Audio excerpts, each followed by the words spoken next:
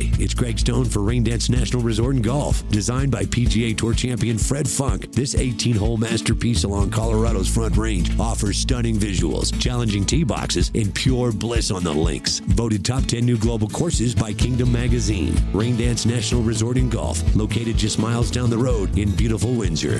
For details, visit raindanceresort.com. That's raindanceresort.com. Rain Dance National Resort and Golf. Resort Golf on the Front Range. Okay, we're live. Hi, this is William Ramsey. Welcome to William Ramsey Investigates. On today's show of a very special guest. His name is Cory Hughes. His website, if you're watching on YouTube, is his full name.org. So CoryHughes.org. And he's been doing a lot of research into JFK. And I've been doing I've had a lot of guests about JFK or the 60s. So I've talked to Joseph McBride about Political Truth, his book, who's a very noted JFK researcher. Philip Nelson, who knows a lot about Johnson, who's involved in this story. I've also had Chuck Accelli, who was also known as the blind JFK researcher. And then I've also had Lisa Peace, who did a book about A Lie Too Big to Fail about the RFK assassination. Right. Ties into this. So I've been very fortunate to have really world-class experts I've been talking to. So you can go back and listen to those shows if you're interested in the subject. But Cory reached out to me because I had Walter Herbst on, who I've done 2 shows with, about the background leading up to the assassination. His books are superbly well researched, I think. And I've learned they're just unraveling this onion or this complex puzzle, wilderness of mirrors, intentional wilderness of mirrors, leading up to the JFK and after it. So Cory reached out to me and said, hey, I've done a lot of research. He has a 7-part documentary on his website, 7-hour documentary, which I didn't get through, but he sent me something which I think ties into my conversation with Walter Herbst, which is the strange tale of Lee Harvey Oswald. And he did an 1.5-hour show. And so I listened through that, and I thought it would be a great topic. So I'd like to go back and watch the 7-hour documentary when I have time. But anyway, so Cory can talk more about that. So Cory Hughes, welcome to the show. Hey, thanks for having me on. Awesome. So for people who may not have heard, I know you've done a lot of interviews elsewhere. You've done a lot of research into JFK. Maybe you can talk about your background, how you got interested in JFK, and then this specific story about the multiple Oswalds. Sure. So I was a cop for about 8.5 years. I was a crime scene investigator. I have degrees in public administration, crime scene investigation, and law enforcement technology.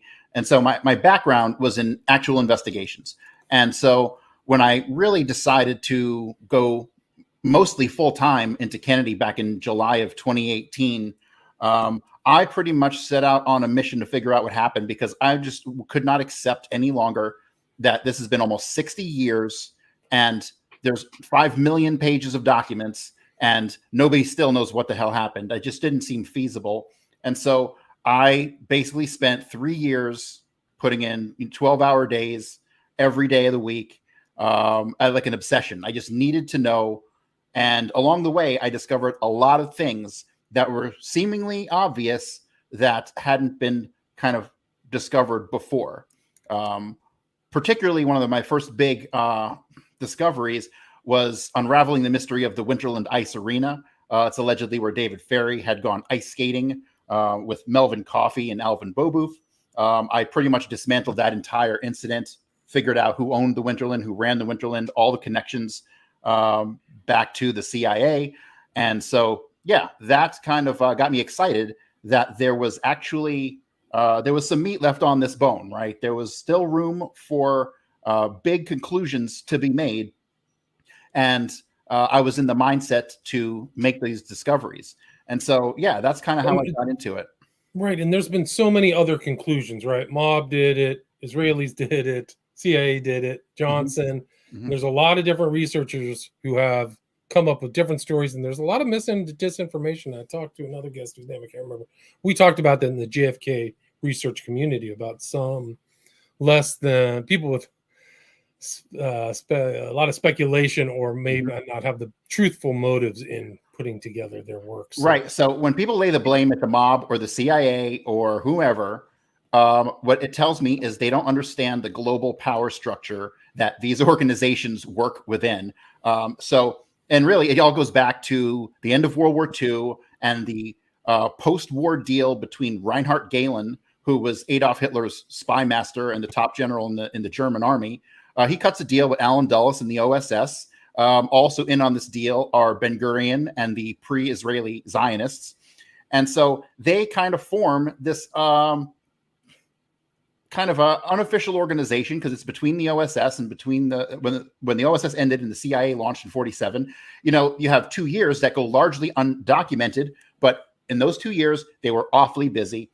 In those 2 years, they fundamentally created the framework for the security state that we live under today. Reinhard Gehlen is the architect of the 17 intelligence agencies that came into existence in 1947. It was his brain. NATO is his brainchild. And so these are relationships that people can continually ignore when they look into Kennedy. And so then you want to just for people to know, Reinhard Gehlen's spy network was all focused on Russia.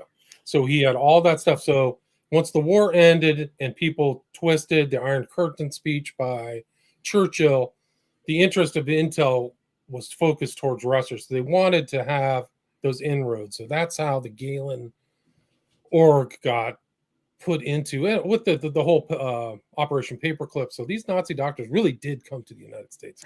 Yes, but see, besides Paperclip, you had an operation before that where it was agreed upon that Dulles and the what would be the CIA would end up funneling out of Europe and North Africa over 230,000 Nazis into South America, and that's kind of what went on. Huge number.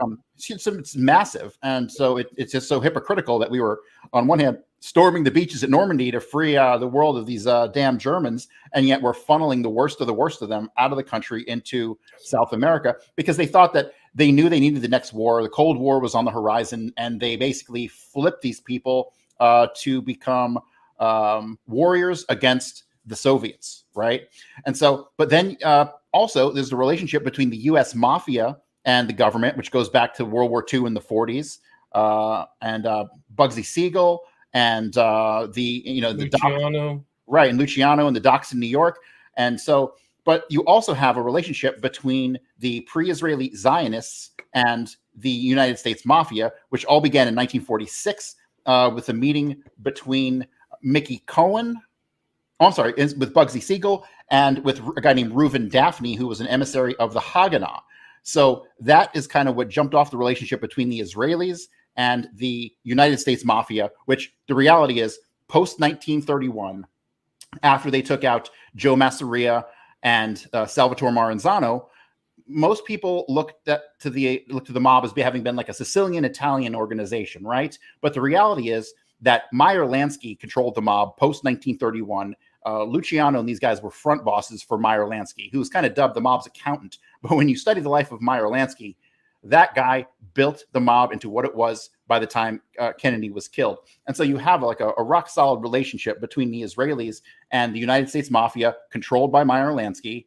And then you have the relationship with the United States government between all three. So these three organizations, basically the Mossad, the Mafia, and the CIA, by 1963 are one organization. They are lock and step with each other. You've even got mob hitmen going down to the Keys to train CIA hitmen. So the relationship is solid there. And so when people try to blame one or the other, they don't understand that they're still, in 1963, one organization. That didn't change until the late 1970s when Meyer Lansky went on the run and the relationship shifted back to the Sicilian control of the Mafia.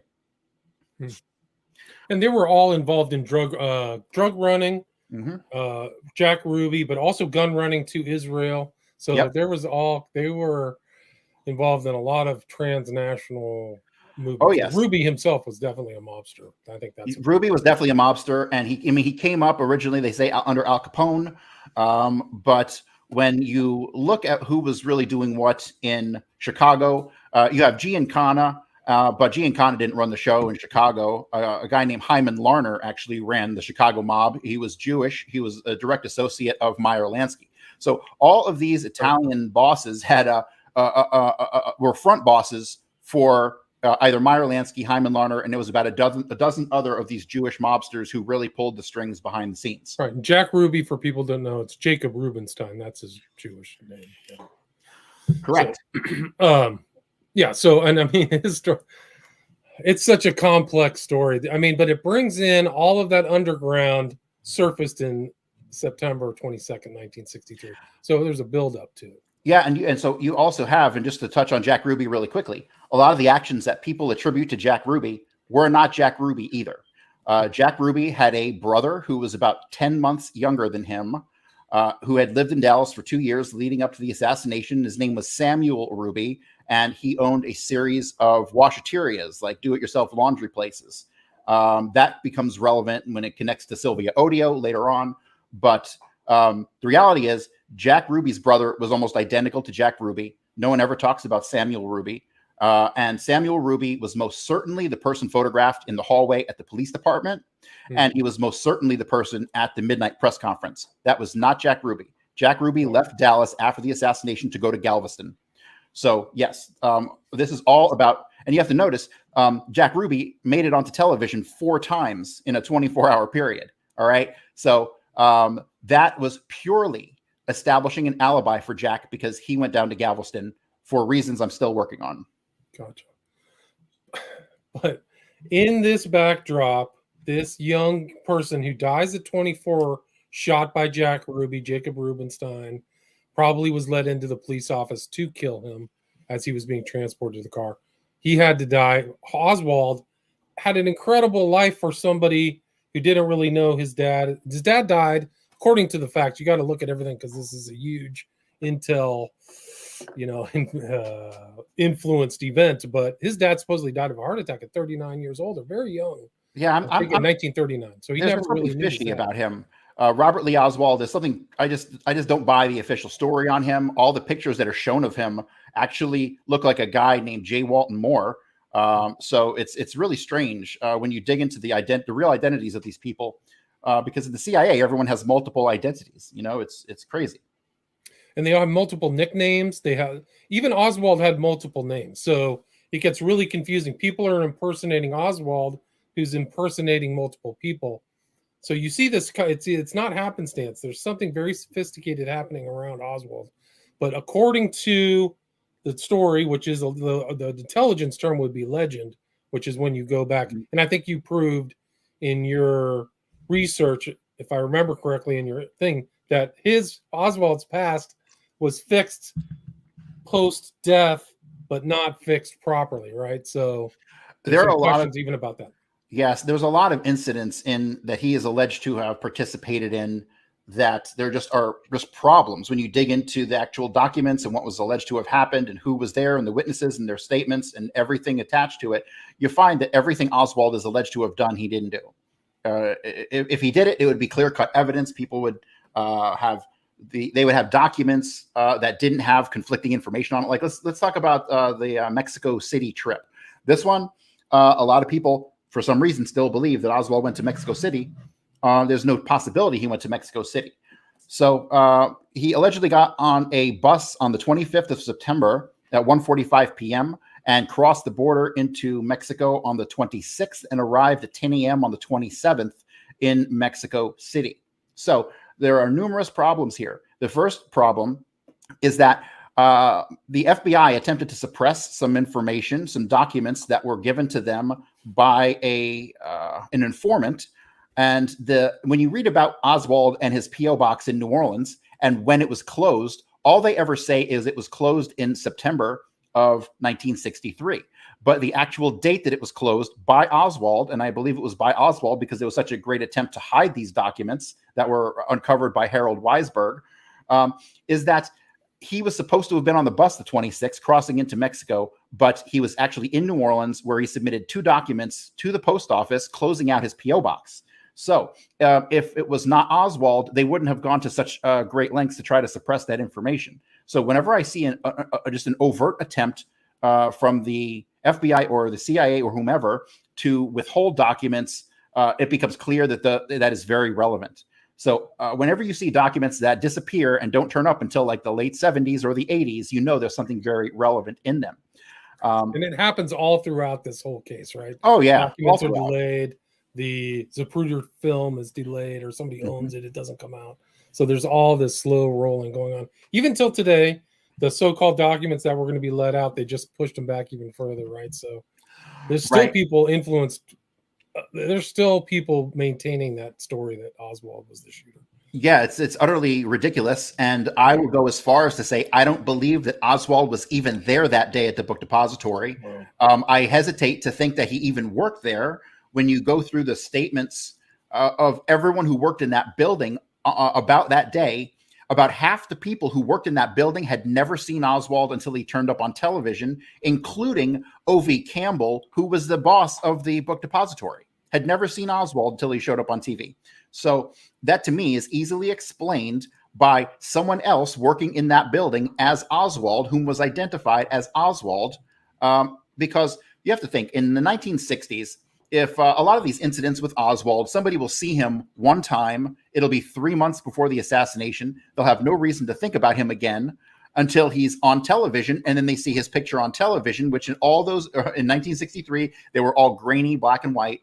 And so it was very easy for them to slip in substitutes, particularly Kerry Thornley and William Seymour, in the majority of places that we think Oswald actually was. And then when the person sees him, they see someone of a similar build, similar height, similar haircut. And the person had usually given the name of Oswald or talked about communism or something ridiculous to leave a trail, right? So they went all over the place, leaving little bits of information with people. Right? There was one incident in Baton Rouge where Oswald allegedly went with Marina to go look at an apartment. Well, they go look at this apartment, and the lady says she wasn't sure if he was serious about renting the apartment, and all he seemed to do was talk about communism, right? So they went out of their way to plant these little seeds of information in people's minds. And then when they see him on television, it's like, hey, I think that's the guy who came and saw me about my apartment 3 months ago, right? So it was back then. It was very easy to do. They didn't have social media. They didn't have people's pictures plastered all over the place like we do today. Today, this stuff would have been impossible to pull off today, but not back then. I mean, your driver's license didn't even have your picture on it, so it was very easy to do these identity swaps. And but his identity, I mean, maybe we can go back to the very beginning, because you talk about his dual records of Oswald back in New York City, in Brooklyn or something like that, right? John Armstrong. And every time I talk about Oswald, I kind of have to talk about John Armstrong because he came up with the. Can you bring up Weisberg too, who he was? Because sure. So on John Armstrong, he came out with the idea that there were actually 2 children living under the name Lee Harvey Oswald, starting at a time around 1947 and lasting up until the assassination. A lot of the information he has uncovered proves beyond all doubt that there were, in fact, 2 different sets of children and a mother, Marguerite Oswald. There was a duplicate Marguerite Oswald, and the pictures are clearly 2 different women when you look at all of them. But he uncovered this information, and the data that he gathered was phenomenal. But the conclusions that he drew post the defection to the Soviet Union really just fall apart because he never saw outside the scope of there's a duplicate Oswald. So all duplicate Oswald sightings have to be because of this other Oswald. That wasn't the case at all. By 1960, Hoover was aware that somebody had been using Oswald's identity, and possibly he suggested maybe they had his birth certificate. So Hoover was aware of Oswald long before, 3 years before the assassination. And so when you get into 1961, Oswald is still not back yet. He's not back until I think June of 62. But in 61, you have a lot of activity in New Orleans of people giving the name of Lee Oswald, who they all say matched the description of Lee Oswald, doing various things, like going to the Bolton Ford dealership and attempting to buy a number of trucks for the Friends of Democratic Cuba. And so here we have in 1961, we have someone trying to buy these trucks using the name of Oswald, but they're also dropping the name of the Friends of Democratic Cuba, which was an organization that was being run for the most part by Sergio Arcacha Smith, and a whole bunch of these other Cubans were involved. But I have to preface what I say about the anti-Castro Cubans, because I really do not believe for a second that they actually gave a shit about what was going on in Cuba.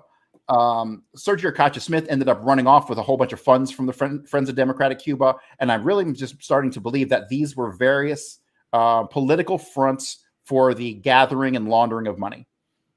Just like all the odd churches that seem to pop up in the Kennedy assassination, where they have like one member, right, and no address, right? So these are obviously being utilized by the CIA as ways to launder money, because these churches don't pay taxes; they get tax exempt status. So the CIA set up a whole number of these.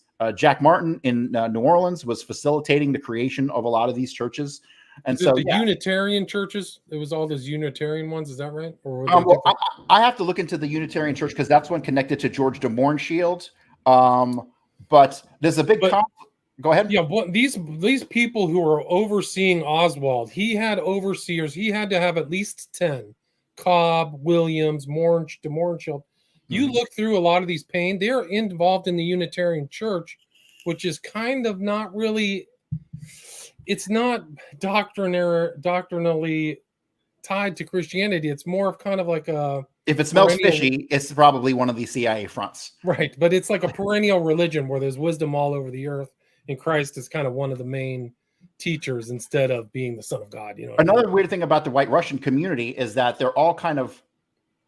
Their actual religions are kind of brushed over, and I think we're led to believe more often than not that they're connected to Catholicism or Christianity in some way. But when you look into the history of the real White Russians who fled from Eastern Bloc countries, the vast majority of them were Jewish, and many of them came to the United States, changed their names, changed their religious affiliations, but were still of Jewish bloodline, right? So it's really interesting. That's another one of those things that I have to continue to dig into. I haven't spent a lot of time on the White Russians, but yeah, what I was saying was that Oswald and John Armstrong, he failed in his conclusions because he thought that the second Oswald was this other duplicate who had been around since he was a kid, which unless it was just a double, triple whammy, as I like to call it, and they faked paperwork to give the appearance, because that's never outside the question either.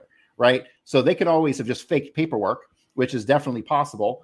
But he didn't take into consideration that from the time that Oswald was still in the Soviet Union, that there had been people impersonating him in New Orleans, which you can pretty much trace through the witness statements and associations back to Kerry Thornley, and then in Dallas, William Seymour. So. And you said Thornley looked exactly like Oswald back at that time in 63. Because he changed his whole appearance. He grew a beard. Took on the whole hippie persona. So from what I can tell, in particular with that hippie persona, he was described as a bearded beatnik all over the place, right? And so, but that didn't occur until like second quarter of 1963. So you have Perry Russo, who claims to have seen Oswald at a party with Clay Shaw, David Ferry, and they're discussing the assassination. Right, it was the whole theme of the JFK movie. Right, Perry Russo was the male prostitute, right? Played by Kevin Bacon. Right? Well, that character really doesn't exist. That's a compilation of characters. There never was a male prostitute in the real story. But he mentions Perry Russo in the movie, so it wasn't really meant to protect him. But Perry Russo was an insurance salesman, and he goes to this party, and he ends up telling Garrison that it was definitely Oswald at the party. But when he testifies in the Warren Commission, we learn a little bit more. We learn that he had actually met that individual sometime between May and August. And he was introduced to by Ferry as Ferry's roommate, and he said he was the beatnik with the big bushy beard. Then when he meets him again at the party, which is the second time he's meeting this person, and this time he describes him as having whiskers, meaning he was not clean shaven. So when you there's no picture of Oswald like that. Never. Oswald was clean shaven. Everyone always said he was neat, tidy, and he was always clean shaven. So when you come to understand the relationships of the people involved, and I really harp on this more than anything else, understanding the relationships between people will tell you far more about the assassination than studying the bullet trajectories and all the stuff and what happened in Dealey Plaza. What happened in Dealey Plaza really comes secondary as far as evidence goes. It's relationships that will prove the case every single time. So when you come to understand the relationship between David Ferry and Kerry Thornley, and that Kerry Thornley had been a roommate of David Ferry, even though that information didn't come out till years later, it becomes pretty obvious that the person who Perry Russo was describing was in fact Kerry Thornley at that party, and he was using the name Leon Oswald, right? Actually, there's a couple documents that he had used the name Leon Osborne, not Oswald. So there's a little mix up there in a couple places, like the Fair Play for Cuba Committee flyers. We've all heard about Oswald handing out these flyers on the street for Fair Play for Cuba Committee, and so he must be a communist. Well, when Harold Weisberg, who was a former OSS officer, he went on to become a big-time JFK researcher. He just died, I think, like 10 years ago. He worked with Garrison, right? No, he communicated with Garrison, but he did his own separate investigation, and mostly in the 70s after Garrison was done. But he stayed in contact with Garrison, and he filled in a lot of gaps that Garrison couldn't. So when you dig into the printing of the actual flyers for the Fair Play for Cuba Committee, he goes and interviews the guy, Jones is his name, and it was from Jones Printing. And he shows him about 100 photographs, and the guy picks out 4 photographs of the man who had the flyers printed. And all 4 photographs were of Kerry Thornley. And one of the photographs even had him with a big old beard. So it's clear that Kerry Thornley had the flyers printed, not Oswald. So it was definitely just an assignment. Here, Lee, take these and go hand these out on the street corner. And then you have the incident where he's filmed handing out these flyers on the street corner. Right. And Thornley was the first person to mention Oswald in some kind of autobiographical or fictional book, right? Before the assassination. Yes. I have a feeling that if they were to ever build like a Mount Rushmore of stupid, it would have one face on it, and it would be the face of Kerry Thornley. And I say that because if you're going to get involved in a plot to assassinate the president, and you're going to have a patsy who is a communist who defects to the Soviet Union, it would probably be in your best interest not to write a book about it before the assassination. And that's exactly what he did. He wrote a book called The Idle Warriors, and he says that he was inspired by Oswald after the fact, but then his dates got mixed up. And then it turned out that he had actually started that book in like 1960, years before the assassination occurred. You even have witnesses in Atsugi who say that a guy there whose name was Rick Thornley was keeping tabs on Oswald's group, extensive notes on everything about all the men in the unit. And he had told this witness who was at Atsugi that he was doing it for future writing purposes. So, and that goes back to 59. So you have Kerry Thornley overly involved with Oswald going back to 1959. They were stationed in at least 3 different locations together.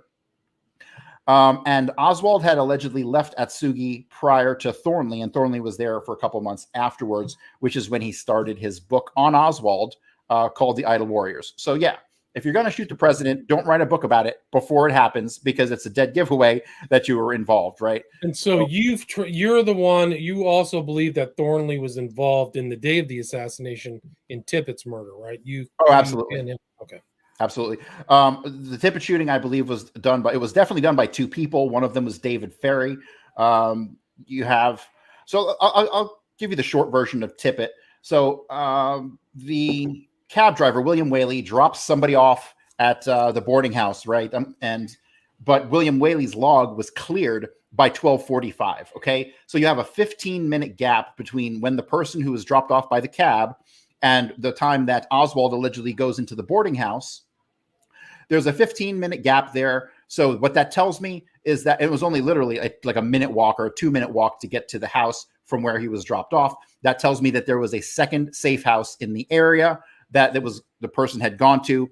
And then shortly after, they hung out at the second house, this safe house. Then at exactly 1 o'clock, they walk over to 1026 North Beckley. It was Kerry Thornley. We know it was Kerry Thornley because of descriptions given by numerous witnesses at the scene who stated it was clearly Oswald. However, we know it wasn't Oswald because Oswald has an alibi at this time. So, and I'll get to that here momentarily.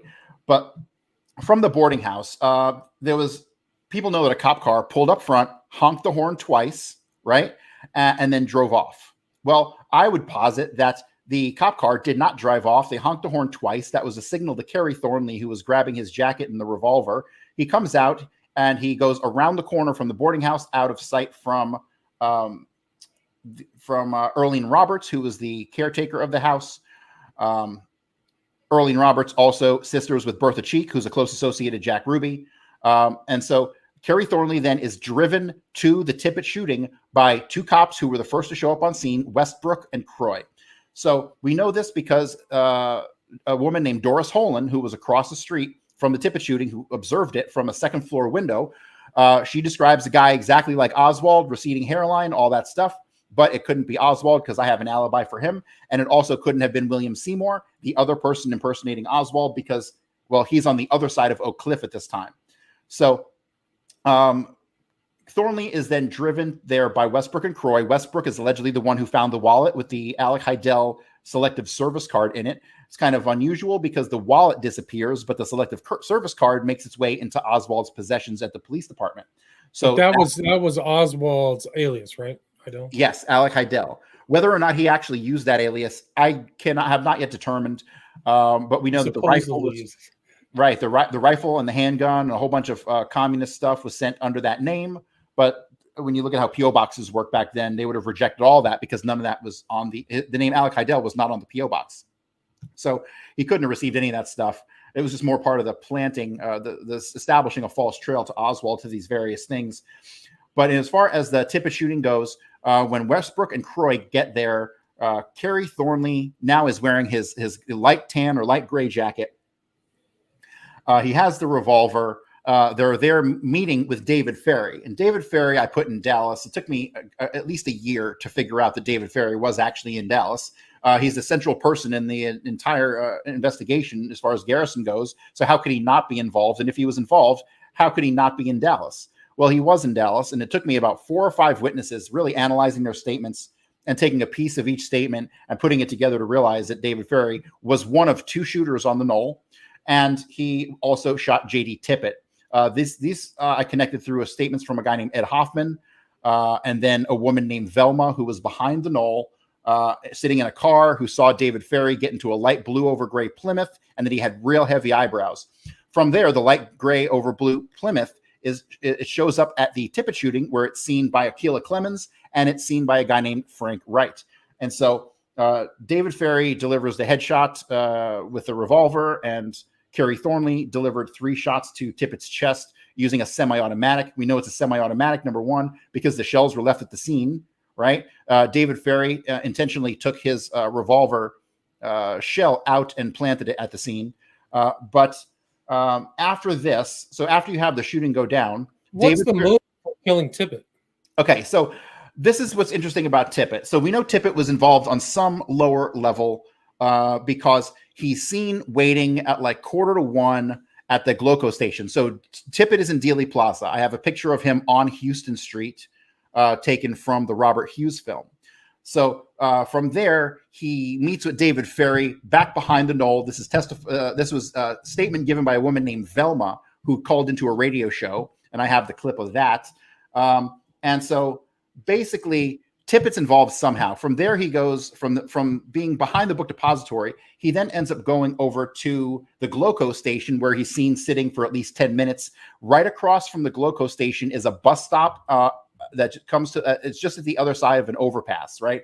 So he's sitting there. What I have decided happened is that nobody gets off the bus. He's supposed to meet somebody there, whether it's to arrest him or shoot him or give him a ride, doesn't really matter. He's told to be there because someone's going to be getting off the bus.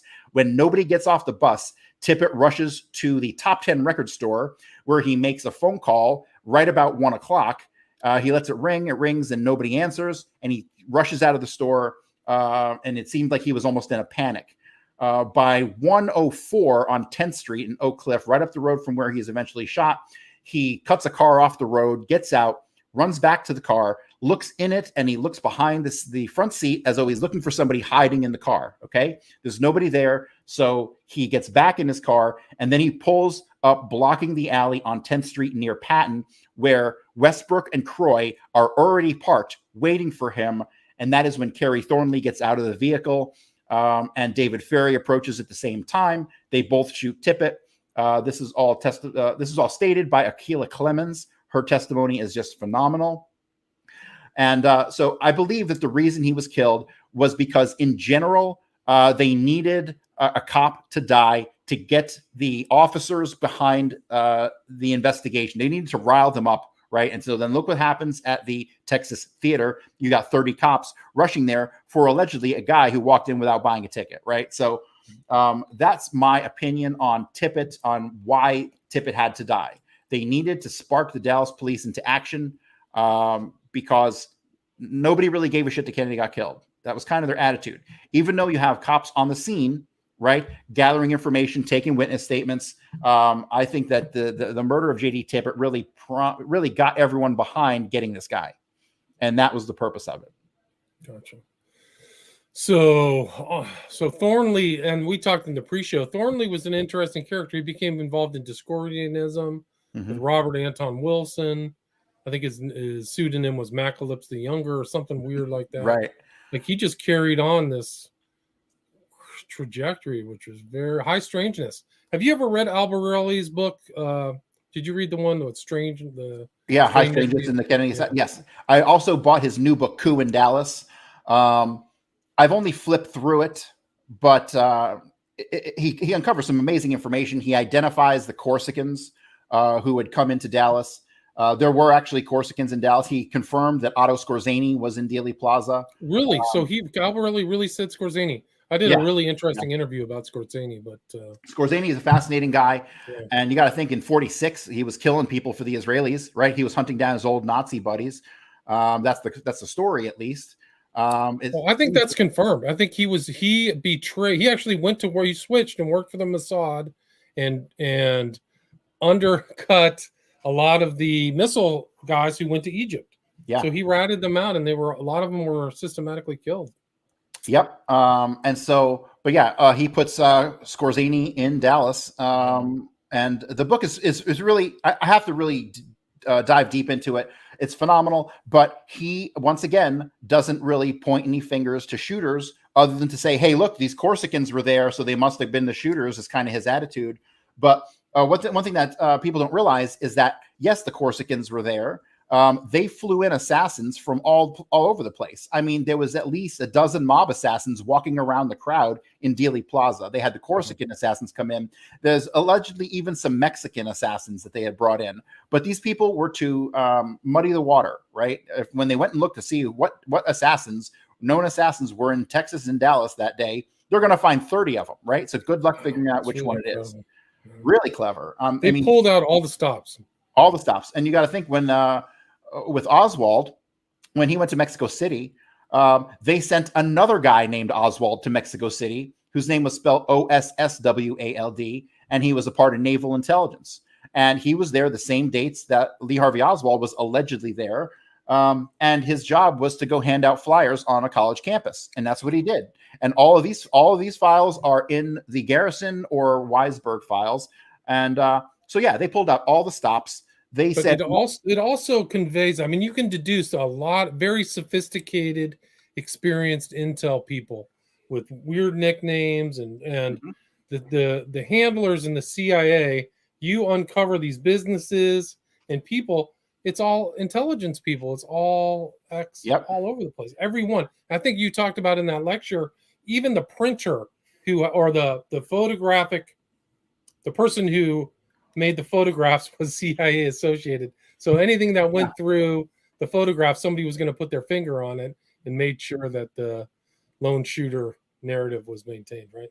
Yeah, it was Jaggers Charles Scoval, which is where Oswald allegedly worked. And when you look at Oswald's alleged jobs, I don't think he ever worked at any of these places. I think that these were CIA fronts who were businesses who were friendly to the CIA, definitely contractors like Jaggers Charles Scoval. And they basically put somebody on the payroll, and then the CIA pays them, and so they get their money, and it says they have a legit job when really they're out running operations. So 4 of the guys who worked at Riley Coffee went to go work for NASA and Michaud and all these other places that were connected to aerospace. But aerospace at the time, like NASA was an intelligence front for the CIA for up until the 1970s, probably post Apollo. So what you have is like, and another thing, when you come to understand the Winterland ice rink where David Ferry allegedly went, but he never really went. When you look at that, the woman who started and ran that place was a woman named Mary Boots Roberts. And Mary Boots Roberts, after having worked and run the Winterland, went to go work for NASA during the Apollo and Gemini missions. Did she really? Of course not. there was a front, and she was probably getting paid through NASA, but she was a spy. And that led me to another connection that like ice capades and like Disney on Ice and all of these like traveling ice, show companies these were all fronts for the CIA to do smuggling. I mean, it's fucking crazy when you start to really dig. When I got into the Winterland, and I'll tell you the story of the Winterland. So David Ferrie allegedly goes there to go ice skating the day after the assassination. He allegedly drives the day of the assassination through a big thunderstorm. And all of that was really to provide an alibi for David Ferrie, because David Ferrie had been in Dallas at least 2 days before the assassination. What I figured out there was that he had his plane and he flew into Dallas or Fort Worth 2 days before the assassination. Then on the day of the assassination, a guy named Joe Cody, who was a friend of Jack Ruby, who was on the Dallas Police Department, he flew Ferrie's plane back to Shreveport while David Ferrie drove out in a car, in a light-colored Ford Thunderbird, or Ford Falcon, that is. So there's all kinds of shenanigans connecting David Ferrie to Jack Ruby, to the Dallas Police Department. But in as far as the Winterland goes, David Ferrie never went to the Winterland, okay? He was in Dallas. So the whole story about him driving there, making a bunch of stops in Kenner and a bunch of places along the way, is just all BS. And what he actually did was he was hiding out in a dorm room in Hammond, Louisiana at Southeastern University with a guy named Thomas Compton. And Thomas Compton, it's funny because the story that he gave to the FBI and to Garrison completely contradicts the story that his roommate, Frank J. Chilona, gave to those same people. So basically, Chilona outs the whole story about the Winterland by telling investigators that he had been told by Thomas Compton that a friend of his would be coming to stay in their room, and this was a couple days before the assassination. Okay, so we know just by that statement that Thomas Compton and David Ferrie had made plans for Ferrie to go there the day of the assassination. So Frank J. Chilona, he gets into the dorm room the night of the assassination, and he sees this guy who has, like, he said he looked funny, and then he had his hair was apparently his hair was apparently pasted to his hat, where his hat met his head. And so obviously that's David Ferrie. He gives a pretty good description of Ferrie with the funny eyebrows. And then the next day on Saturday, when Ferrie is supposed to be at the Winterland ice rink, he's not, because Frank J. Chilona sees him again sleeping in his roommate's bed. So Ferrie went there. He spent the whole weekend there. The only time he left from Hammond, Louisiana that weekend was to drive down to Galveston, where he ended up checking into the Driftwood Hotel, but he wasn't checking in for himself. He was checking in for Sergio Arcacha-Smith and Leighton Martins and Alvin Bobouf, who were actually the three who were on that trip and who'd gone to the Winterland. So Ferrie then drives back from the Driftwood, and he arrives Sunday at about 5 o'clock in the morning. And this coincides with Thomas Compton's testimony on when Ferrie showed up there the first time. But when you really start to look at the Winterland and who owned the Winterland, what it comes down to is that Lyndon Johnson and the Johnson family enterprise owned the Winterland ice rink. They had built the rink because of inspiration from Mary Boots Roberts, who had known Lyndon Johnson personally. And so they built the rink for her. She ends up running that rink for a couple years until prior to the assassination, allegedly. And that's when David Ferrie allegedly shows up and meets with a guy named Chuck Rowland. And that's not even his real name. His real name is Rulon, R-U-L-O-N, Rowland. And so the whole incident at the Winterland is another staged event in a long series of staged events. It's just incredible. And I mean, isn't the story, I think I read somewhere, Johnson was the one who got Oswald the job at the book depository. Have you heard that? And the book depository had Intel connections. So the person who got Oswald the job there, it started with Linnie Mae Randall, who was Buell Frazier's sister. Okay. So one thing I need to emphasize that obviously the book depository was a CIA front. All right. All the guys who had worked there at the top levels, O.V. Campbell, Roy Truly, even Joe Molina, William Shelley, these guys were all OSS during World War II. And when you look and see what they did, they all worked in CIA publishing after that. So once you come to realize that the book depository is a CIA front, and everybody working there is at some level, whether knowingly or not, working for the CIA, you can tell that most of the secretaries who worked in that building were just clueless. They didn't know anything. But when you realize that the U.S. government is not going to trust any Joe Schmo to print textbooks, okay, that's where the narrative starts. It starts in schools and brainwashing our kids. And anybody who thinks that the CIA doesn't directly control the textbook industry is just crazy. So yeah, when you come to realize that, and you come to understand that even the CIA needs guys to mop the floor, that's where guys like Buell Frazier and Billy Lovelady and Jarman and Bonnie Ray Williams, that's where all these guys come in, because these guys packed textbooks printed by the CIA to send to schools to indoctrinate our children. That's pretty much how that worked. And so when you look at how the chain of events started, allegedly, Linnie Mae Randall tells Ruth Payne, who lives one street over from her and her brother Buell Frazier, right? So she tells Ruth Payne that there's a job opening there.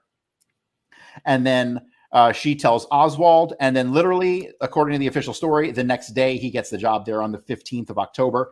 Wow. The problem is that we have other people. See, when you have a mix of people who are involved in a setup and not involved in a setup all working together, some of them don't realize things that they say shouldn't really be said.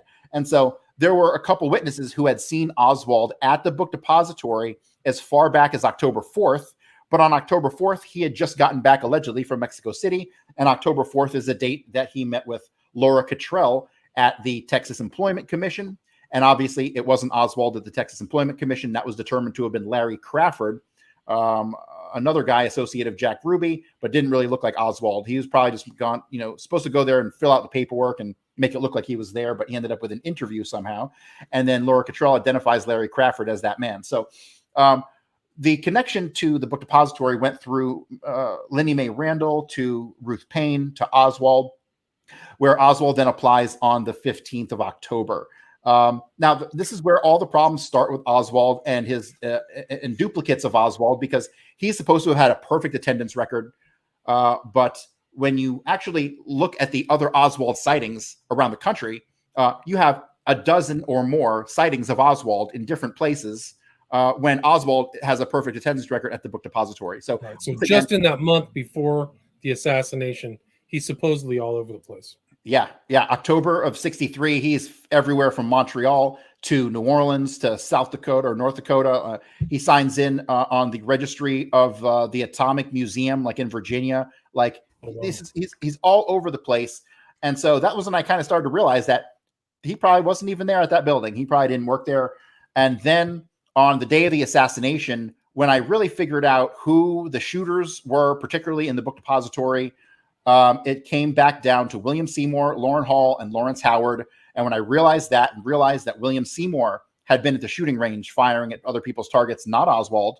Right. But saying he's Oswald, though, right? Right. Because these guys genuinely did look very similar to Oswald. And remember, if you meet somebody and you're not thinking to yourself, man, I need to remember this person, it's going to be like just like another incident. Hey, I met this guy, and you're probably going to forget about it 10 minutes later. Then when you see his picture 2 months later on the news, hey, that kind of looks like that guy who was talking about communism, right? So that's exactly what they did.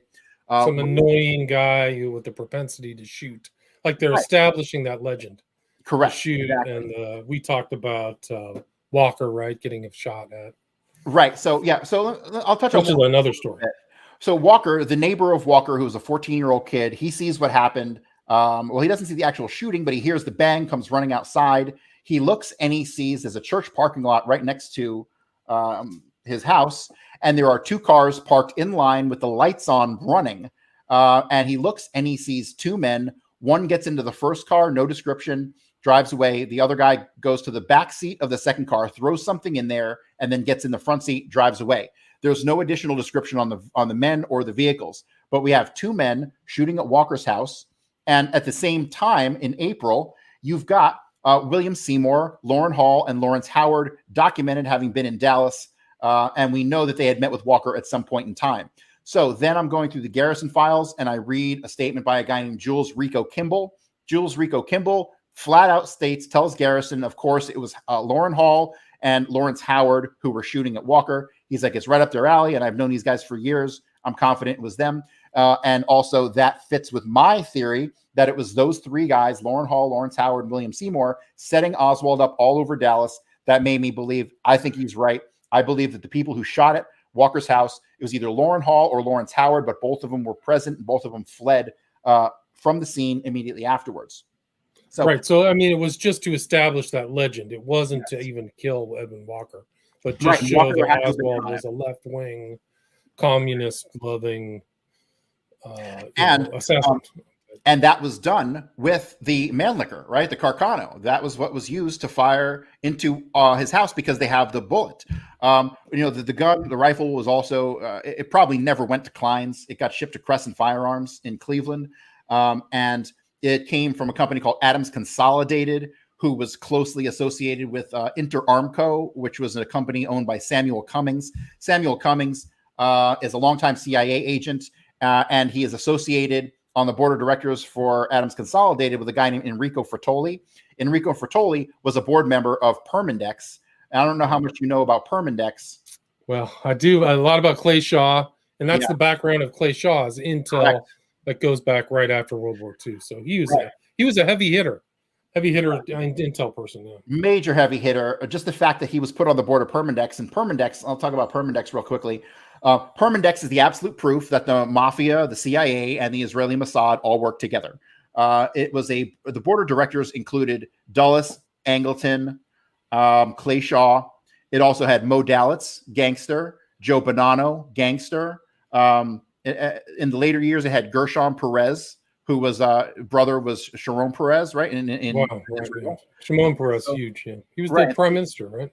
Yeah. And so you have all these people who sit on the board of directors for a company called Permindex, and it got a lot of attention. They ended up getting kicked out of Switzerland because they were funneling money to the OAS, which was the French kind of militant rebels who were associated with the Corsican mafia. They had attempted the life of Charles de Gaulle numerous times. It was traced back that Permindex had funded it, and so they got kicked out of there, and they ended up going to South Africa. Day of the Jackal is a really good movie about that, which is very curious because it has strange overlaps with this case, because the Day of the Jackal, the identity of the assassin is never properly established. They get to the point where we think that's his real name, but that is a fake name. Sorry. But right. That's very much the case with Kennedy. Figure out people's real names. This can be difficult sometimes. So, but what they end up doing is they end up creating a sub company called CMC, Centro Mondiale Commerciale, and it was based out of Italy. And it was used, in the late 60s, it was used to finance terrorist attacks in Italy that they called the strategy of tension. Okay, so the strategy of tension, which was meant to bring the fascists into power in the late 60s, was all facilitated and funded by CMC. But in 1963, CMC was being run by a guy named Louis Bloomfield out of Montreal. Okay, so there's a lot of debate over whether or not Oswald went to Montreal, right? So we have flight records showing that a guy named Lambert and Diaz and Heidel had gotten on a plane, and David Ferry flew them to Montreal. That Oswald never did that. That was Kerry Thornley. It was Sergio Arcacha Smith and Clay Shaw who were being flown up to Montreal. And why were they going to Montreal? To meet with Louis Bloomfield, who was a board member of Permindex and at the time the head of CMC, which is what really Clay Shaw was more associated with in that era post 1962, whereas Clay Shaw was a board of director member of Permindex from 59, I think, to 62. But the strategy of tension is very important to understand because it does play in to what was happening prior to the assassination, because the strategy of tension was intended to blame the left for these bombings. It was the right blaming the left. So it was a big psyop. And you can kind of see that same thing happening in the Oswald thing, where you're saying this guy's a communist sympathizer of Castro. That's why he did it. Right. So you have that. You have all these connections between even the rifle to Permindex. And so when it comes to the book depository, what really iced it for me was that when I started to realize that it was not Oswald at the gun range, right? So you have the Sports Dome gun range in Dallas that Oswald had allegedly gone to, and he was seen shooting at other people's targets. Garland Slack is the witness who said that he shot at his targets. But when you go through each individual statement of every person who saw this person there, who everyone identified as they believe it was Lee Harvey Oswald, when you dig into the individual statements, you'll find a lot of conflicting information. But one thing that is consistent is that Oswald was seen there with a heavy-set guy with numerous bumps on his face or a pockmarked face, and he looked like he was a Mexican and had long, shaggy hair. So when you come to understand which of this limited cast of characters, right, the inner circle of the assassination, I mean, the guys who pulled the triggers, it's a very small group of people, right? So you're not going to have people 2 or 3, connections down the road, unknowing that the assassination is going on. It's a tight group. It's a tight group. And when you kind of come to understand who the people are in this tight group, you come to realize that the heavy-set Latino with a pockmarked face was clearly Lawrence Howard, and that he used to drive a light green Rambler, right? So where have we heard about a light green Rambler in the story? Well, allegedly at 12:40 p.m., even Roger Craig, who I've confirmed is an outright liar, you have people who say that they saw Oswald or somebody who was identical to Oswald run out of the side of the book depository, run down the hill, gets into a light green Nash Rambler with a roof rack, and then they drive away. For many years, people have tried to say that that was Ruth Payne in her 1950-something light blue Chevy, which it most certainly was not. I found the registration for Lawrence Howard and his 1960 light green Nash Rambler. And so sometimes you have to look at all the pieces of the puzzle at once to try to see what can fit, right? You have to take a little bit from over here, a little bit from over there, and kind of realize that when you look at the descriptions of the people who gave statements in regards to their seeing gunmen on the 6th floor of the depository, one of them is described as about 5'10", 5'11", kind of heavy set, white guy with a hat and tortoiseshell glasses, and he was holding a rifle. On the other side, which would be the sniper's nest, you have a description, heavy set guy with a dark complexion, right? And so how many people have we come across in this cast of characters who meets that description? So we have Oswald, who I found a picture of out back of the book depository. William Seymour as Oswald out back of the book depository wearing a light brown jacket. He is communicating in the video, and I can show it here. He's communicating with a guy named Trantham. Trantham was a detective for the sheriff's office who was standing behind the book depository at the time of the assassination.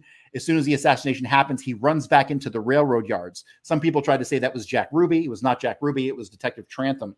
But in this video, you can clearly see William Seymour looking at this guy, getting a signal from him. And then I trace William Seymour back into the book depository where he runs into Baker and Truly. So I have to address the story of Oswald being in the 2nd floor lunchroom drinking a Coke story. That story is a complete fiction. That incident never happened, especially not 90 seconds after the assassination. Shooting, right? Like you said, like you didn't hear any shooting or gunshots or anything like that. Well, He's casually. That whole incident was false. None of that happened. Like it didn't happen at all. And I'll tell you why. The first reason I know that didn't happen is because Baker did not enter the book depository until 12:37 at the earliest. And we know this because we have the statements of Robert McNeil, the reporter for NBC, who entered the book depository just after the assassination looking for a phone. He ends up finding McNeil Lehrer, right? McNeil Lehrer report, same guy. Right. Same guy. So he ends up calling his news desk, and the call is timestamped 12:36. He tells the FBI and the Dallas police that no police officer entered that building while he was there. None. So that means that Baker did not enter the building 90 seconds after and entered the 2nd floor because McNeil was there, and he completely debunks that claim. He said no cop entered until at least after I left, which would put it at 12:37. That makes perfect sense to me because from being out back, William Seymour, who's wearing a light brown jacket, then re-enters the book depository. At this point in time, the power has been turned back onto the building by William Shelley. Okay, I'm not going to get into the reasoning on this, but William Shelley is the one who killed the power to the building, and then he turns the power back on immediately after the assassination. After this happens, William Seymour enters the building approximately 12:33 to 12:34. He then takes the elevator back to the 6th floor, begins his descent down the stairs. Now, he is stopped on the stairs between the 4th and 3rd floor by Baker and Truly. And we know this because Baker's original notes said it was between the 3rd and 4th floor. Then when you read a report by Curry, right, the police chief, He says the same thing. He says Officer Baker stopped this man between the 4th and the 3rd floor. So no one ever got stopped on the 2nd floor lunchroom. It's a complete myth. So he stops him. And then here's another thing. We know it's not Oswald. Okay. I'm telling you, Oswald doesn't work here. I have no evidence Oswald worked there. All of the evidence that we have, like time cards, are props in a big, elaborate staged event. So it's just incredible. Like they really went into it in detail. It's really incredible. Well, the way I see it is it's the most important event in world history, and they knew it. And they had to plausible deniability is the name of the game. And so they stopped William Seymour on the stairs, and they detained him for probably a minute or maybe even 2 minutes. So I put this at around 12:38 to 12:39 that they're stopping him on the stairwell. Roy Truly vouches for him, and it's not Oswald. So you got Roy Truly vouching for somebody who is definitely not Oswald, right? So they let him continue on down the stairs. And then at exactly 12:40, you have him coming out the side of the building, running down the hill, getting into the Nash Rambler, the green Nash Rambler that is owned by Lawrence Howard. And then the two of them head out to Oak Cliff. I was able to trace them from there to a place called the Tidy Lady Laundry in North Oak Cliff off of North Clinton Street. So basically, after that, William Seymour drops off Lauren Hall and Lawrence Howard at probably a safe house somewhere in northern Oak Cliff. From there, he goes to the Tidy Lady Laundry, where he drops the car off in the parking lot. He starts to walk away, but then he turns around, goes back into the laundromat. He makes a phone call, and we have witnesses inside the Tidy Lady Laundry who give this to the Dallas police and the FBI. They say he looks like he's in a hurry. He looks panicked. He picks up a phone and calls somebody, and he talks in Mexican. Okay, so he's speaking Spanish. He then leaves and then continues to walk south on North Clinton. This is somewhere in the neighborhood of 12:50 to 1 o'clock. Okay. So the Tippit shooting happens at 1:06, and this is at least 10 or 12 blocks away. And so I don't put William Seymour anywhere near the Tippit shooting. He's all the way over on the other side of Oak Cliff, and he's wearing different clothes, including the light brown jacket that he was wearing when he's photographed behind the book depository. And when he's stopped by Truly and Baker on the stairs, the witnesses say the same thing. He's wearing a light brown jacket, and he spoke in Spanish on the phone. And so then those guys, I then trace them to a field like next to an aqueduct where a plane comes in and picks them up. This is all written about by a guy named Robert Vinson in his book, Flight from Dallas. Basically, these two guys hop on the plane, and he describes one of them looked just like Oswald because he sees Oswald later, right? And when he talks to investigators, he's like, this guy looked just like Oswald. Couldn't believe it. But he was accompanied by a 6-foot, dark-skinned, looked like a Mexican or somebody from South America who was real husky. It's the same description we saw all over the place. William Seymour and Lawrence Howard impersonating Oswald everywhere. That's how close he looked to Oswald, that he was mistaken for him everywhere he went. And that was used to their advantage. So I traced the actions of those guys, had nothing to do with the Tippit shooting. And Kerry Thornley had tried to set up Oswald at a bunch of places in Oak Cliff, where he went around talking crazy about communism and loving to shoot rifles and stuff like that. So all that background, they're taking their time. They're getting the legend together that Oswald, you're saying, is not even at the book depository, but they have to get him at the right place so that they can make sure that he's the lone gunman, right? Right. So I don't see Oswald anywhere in this story, really, until, well, all of the incidents that George de Mohrenschildt and the Paynes talk about, I believe is our Oswald, but that's it. I don't see Oswald doing a damn thing until he shows up at the Texas Theater, and he shows up at 1:06 p.m. The exact second that Tippit is getting shot about 4 or 5 blocks away is when he's walking into the front door of the theater. So Butch Burroughs is the manager of the theater. There's only 2 or 3 employees there that day. He's also working the candy case. And so when Oswald comes up, Oswald buys a ticket, okay? He does not sneak in like everyone says. That happens later, and I'll get to that. But Oswald comes in at 1:06. He buys a ticket. First thing he does, Butch Burroughs tells the investigators, he goes up to the balcony and looks around, and then he comes back down a couple minutes later. He then walks into the main section of the theater, which had about 900 seats in it. There's only about 25 people seated in this theater. So what he does is he goes in and he sits next to a guy, like directly next to him, like right next to him. And the guy's like, this is a huge theater. Why is he sitting next to me? Right. So he gets up and he does this 2 or 3 more times. And he eventually ends up sitting down next to a pregnant woman. So I haven't been able to identify the pregnant woman. It's not Marina. She gave birth a month and a half before this. It wasn't Sandra Moffat. She was pregnant. She gave birth back in August. I'm still looking for a pregnant woman somewhere in this mix. But he talks to a pregnant woman, and that was definitely his contact. When Oswald's arrested, he has 2 halves of 2 different $1 bills, okay? And this is documented in the CIA documents that this was a way for you to know who your contact was. You had 1 half of the bill, and your contact had the other half of the bill, and that's how you knew who your contact was. Oswald had 2 of these in his pocket when he got arrested. So he's in there, and basically him and the pregnant woman get up and they walk out to the lobby. The pregnant woman leaves, and then Butch Burroughs sells Oswald popcorn at exactly 1:15 p.m. Okay, so still not Oswald involved in the Tippit shooting. So Oswald goes back to the theater and he sits there for 40 minutes eating popcorn, watching this movie. Okay, does that sound like a guy who's panicking or thinks that he did anything wrong, or thinks he doesn't have a clue? He has no clue. None. No clue. Not. He probably doesn't even know that the president's been shot. So now, Kerry Thornley shoots J.D. Tippit. After he shoots Tippit, he flees to Jefferson, right, Jefferson Street, and he goes up a flight of stairs in this building.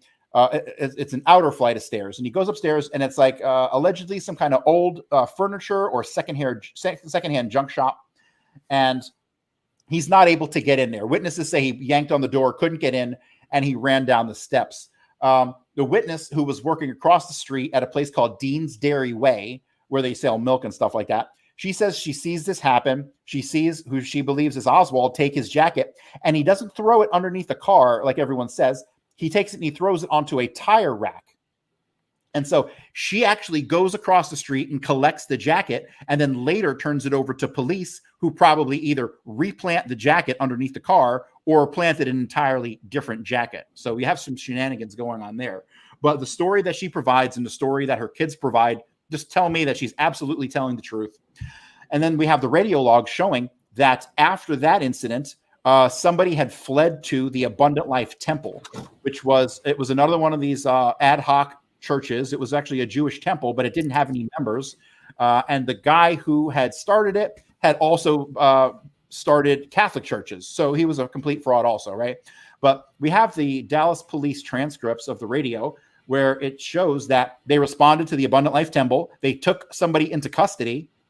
And then a couple minutes later, it comes out over the radio. I believe it was actually by Gerald Hill himself. He says, this is not the guy we're looking for. They cut him loose. This is probably about 1:30. This is probably 1:30. So from there, this is now when we have the story of what's his name? Johnny Brewster at the shoe store, right? So Johnny Brewster is at the shoe store. Really, he's waiting for his cue because he received a big $10,000 check that was deposited in his bank account about a week before the assassination. He's obviously in on it. 2 guys in the store.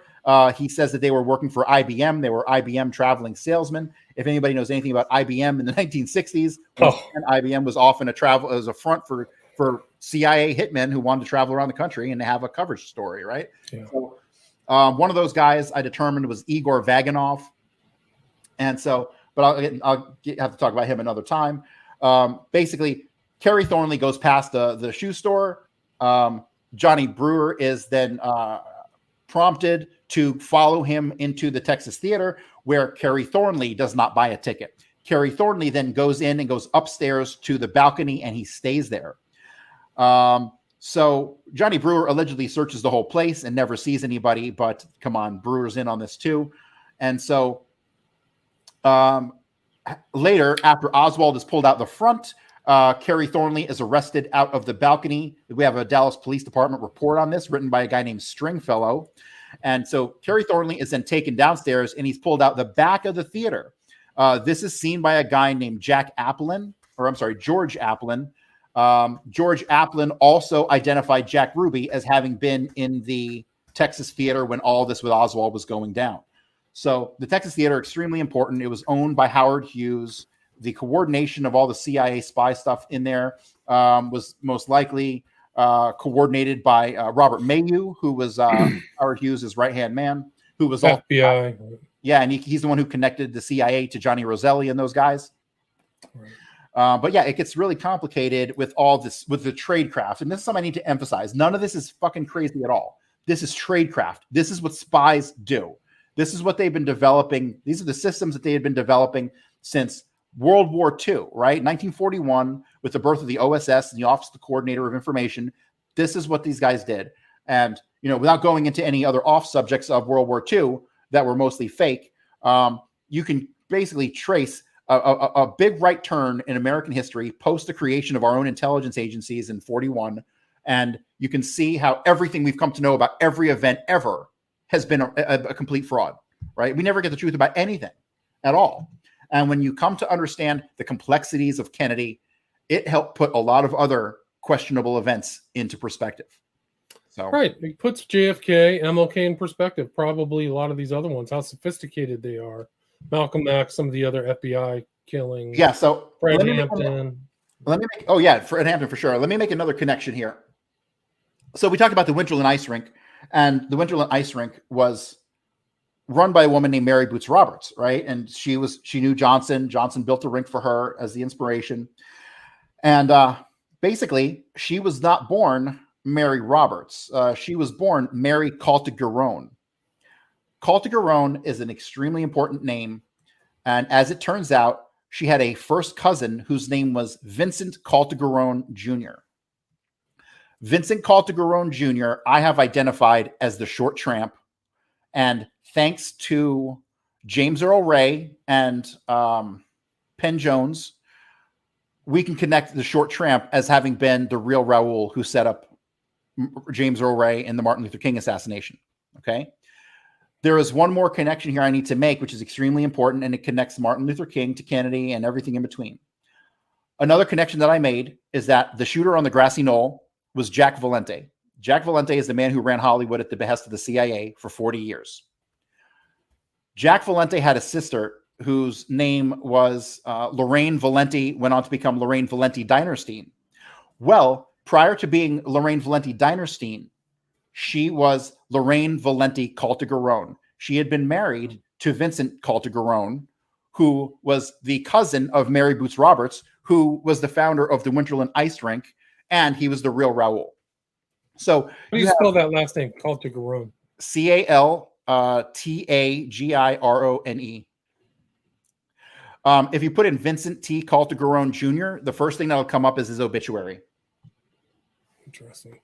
So Vincent, well, you know, when you were talking about all this stuff to Montreal, that's where James Earl Ray fled to. When he supposedly, there was an intelligence network there that was able to get him fake documents and all this stuff. Some of the aliases that he used actually turn up in the Kennedy assassination, having been used by other people, which is how aliases work. So let me explain how aliases work. Back in the day, when they used to use aliases of like dead people, you know, once the cops figured out that the guy they were talking to was a dead guy, they knew that that wasn't your real name. And then it was pretty easy to bust that you were not who you said you were. So what they started to do, I don't even know when, but they started to use names of real people who they knew, and those names would be used by multiple people. So a perfect example of this is the alias of Clem Bertrand, right? Or Clay Bertrand that Shaw was supposed to have used. Well, there was an actual real person named Clem Bertrand who was allegedly a bartender in the French Quarter in New Orleans, okay? But there was also another spy named Eugene Davis who had also used that name, Clem Bertrand, to sign in to a logbook at a meeting that he went to at some hotel. So the name Clem Bertrand got passed around between Clay Shaw, Eugene Davis, and it was a real name of a real person, right? That's how aliases work. I traced Dave Yaris and Lenny Patrick, two mob hitmen, to Dallas, and they were staying in a place that was rented to them by Bertha Cheek, and they were using the names. The records on that rental were Max Isidore Miller and David Leon Miller. Well, there really had been an Isidore Max Miller and a David Leon Miller who was associated with Dave Yaris, but he had left from Dallas and had moved to Atlanta a month or so before the assassination, right? So when they got to town, they just kind of used their identities while they were there, because if for no other reason, it would cause confusion and they wouldn't be able to figure out who was really there, right? Because all it takes is if they're using the name of David Leon Miller, but then they go and talk to David Leon Miller, and David Leon Miller has a solid alibi, then all they know is that it was somebody else using his name, right? So that's kind of how the alias game works. All the names that you come across are shared aliases used by multiple people, and that's kind of how they kept the game going. Right, but it confuses everybody. It confuses outsiders. I've seen that I've heard of that in drug dealing groups. Everybody has a nickname or something. They never use their real names. And the worst part is when you add in the unreliability of witness statements, you know, when you add to that, when you add in the fake name, which is the name of a real person, but who obviously wasn't there, and then you get bad descriptions of these people because of whatever poor lighting or whatever circumstance, it makes it so hard to figure out who's who. There are a couple incidents in New Orleans where Oswald is alleged to have been somewhere with a husky-looking Latin, who normally I would apply that to being William Seymour and Lawrence Howard, but the timing doesn't fit, and there's other odd circumstances. So I'm trying to figure out who some of these other people were who were with, obviously, Kerry Thornley down in New Orleans, who obviously gave fake names and who matched the descriptions of other people. That's another thing that they did. When you look at a list of David Ferry's associates, all of them were young. They were white males, mostly. They were, tall, thin, lanky, to where their descriptions are interchangeable, right? So if you're working with 5 guys and all of them are 5'9", 140 pounds with light brown hair, good luck figuring out which one of the gang is actually doing it. And that was all part of their trade craft that they were. Right. Oswald met Ferry when he was 15 years old. It's incredible. So it was with the Civil Air Patrol, and they may have had a sexual relationship. I don't know if anybody's proved that, but Ferry was a boy predator, sexual predator. Yeah, so, in the David Ferry files, there's some graphic descriptions of things that he did to some of the boys who testified to the state, because he got in trouble. He was a pilot for Eastern Airlines for like over 10 years. And then he was weird as heck. He was into hypnotism. He was a traveling monk or something in this weird quasi-religion. So let me comment on that real quick. He was because he was a Catholic priest, but he got kicked out because he got defrocked because he was a pervert and he was banging little kids. Actually, it wasn't little kids. He liked young boys, 12 to like 15 was like his preference. So he had a compulsion. Somebody's described it. He was a compulsive. He couldn't help himself, and so he was connected to a guy named a Catholic priest who was based out of Atlanta called Hyde, and Hyde was connected to this whole network of Catholic churches. And basically, what I've concluded is that the investigators found out that Hyde, who he'd been talking to, was actually not associated with any of the known Catholic churches, and that Garrison pretty much had determined that this ring of Catholic churches that he was associated with and David Ferry was associated with was actually just a front for child trafficking, and the CAP and the airports were being used for multiple purposes. Child trafficking was one of them. I mean, Ferry was known to fly out of the country. He was kind of like an Epstein before Epstein, flying around different jurisdictions with boys, young boys. And Oswald's right there in the mix. America. And there's a story of Oswald too, coming back, I think, from training and spending a short amount of time back in New Orleans for radio training, and possibly meeting back up with Ferry again. Well, here's the thing. This is where I'm at in my research, and this is the hard stuff. I am trying to determine if the person that we know as Oswald ever interacted with Ferry on that level, and I think he did, but I can't say that with certainty. I can tell you with absolute certainty, Oswald interacted with Clay Shaw, because we have Clay Shaw going to Oswald's aunt's house after he had moved to Dallas, right? So Clay Shaw came around looking for Oswald at Oswald's aunt's house. So we know for fact that Oswald had been in contact with Clay Shaw. We also know that Kerry Thornley had been in contact with Oswald, because we have Kerry Thornley's girlfriend at the time was adamant to Garrison and other investigators that yes, Kerry Thornley was really close with Oswald. So I know that Clay Shaw and Kerry Thornley were in contact with Oswald. Probably David Ferry, but I haven't been able to make that statement conclusive as of yet. But I can tell you this: you can reference Walter Herbst's book because he has them placed with Oswald in a car with Ferry and Shaw. Oh, you're talking about Clinton, Louisiana. No, that was definitely not Oswald, and I'll tell you why it wasn't Oswald. Okay. So, and this is funny that somebody actually would write that up that actually was Oswald, and the reason for that is because when you dig into the individual statements that led to that incident, it clearly shows that Oswald was driving a car, and Oswald that we know as Oswald never drove a car. There's not a single person on the planet who can put Oswald behind the wheel. And so we have all these statements of people. So the reason that he went to Clinton in the first place was because Oswald was going to register to vote. Now, why was Oswald wanting to register to vote? Well, obviously there was some kind of CIA attempt to get an employee into the mental health facility at Jackson, Louisiana. All right.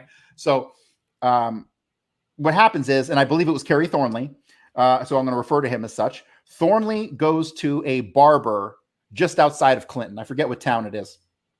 He starts talking to the guy, the barber at the barber shop. He starts talking to him about this this loony bin, right, in Jackson, the mental health facility in Jackson.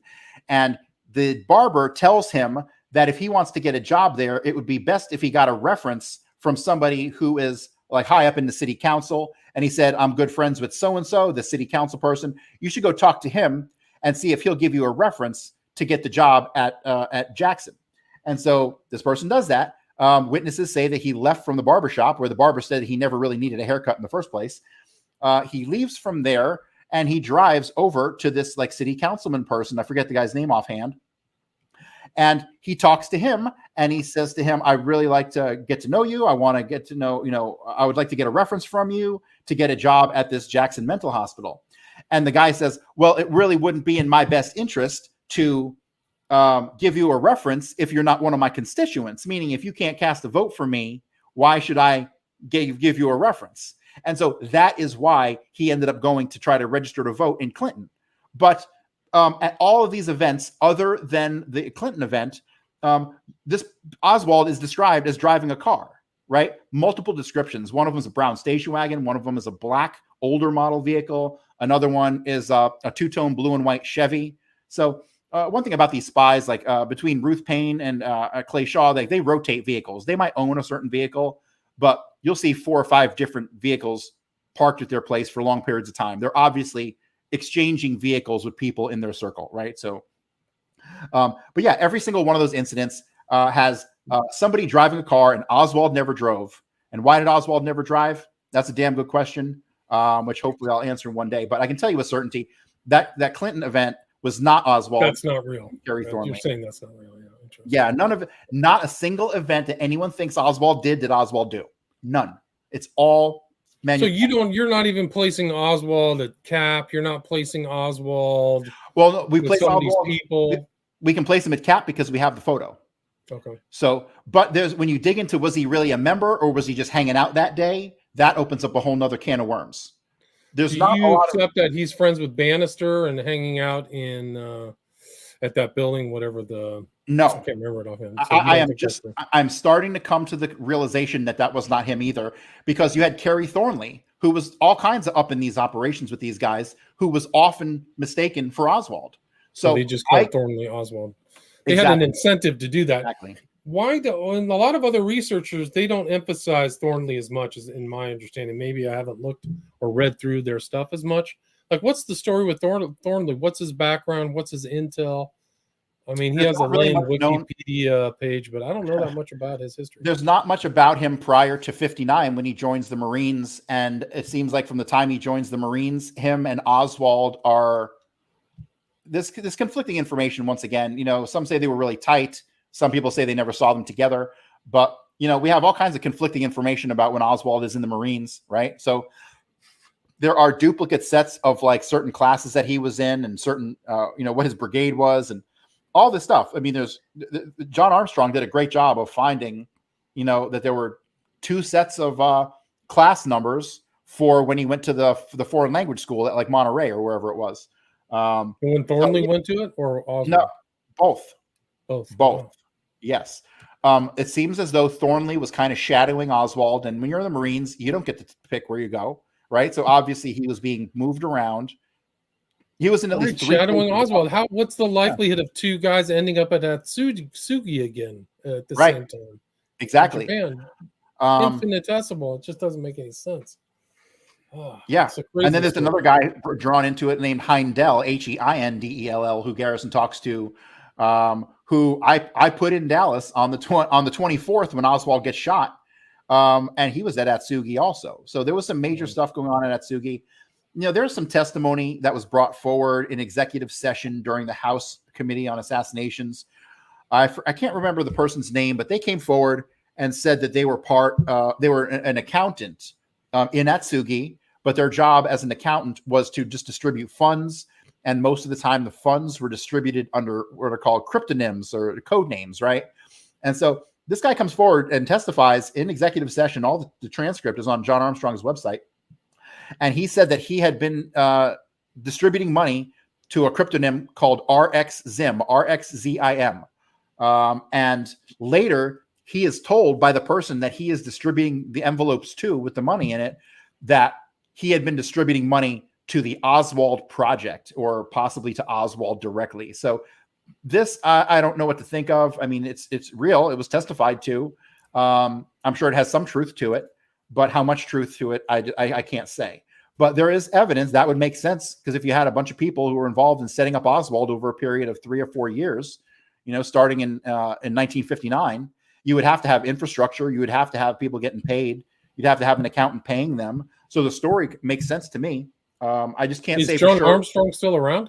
Is he still researching? I think he's still alive. I don't think he's active anymore. And reading his work is both it's amazing and frustrating at the same time because of his short-sightedness on limiting the number of people who were impersonating Oswald to just those two, when it was obvious there were a ton more. But yeah, so I think the most important people that people should start to focus on are Lawrence Howard, William Seymour, and Lauren Hall. All three of those guys, I put them in the book depository. I put Sergio Arcacha Smith on the roof of the depository, where they did find a Mauser rifle. A Mauser rifle was recovered on the roof of the depository after the assassination. And I think you said in your interview with Forbidden Knowledge News, there were 5 rifles found. Correct. Around I've identified 5 rifles. So you have the Carcano that was recovered. You have the Mauser 7.65 that was recovered in the 5th floor stairwell. You have the Mauser that was on top of the book depository.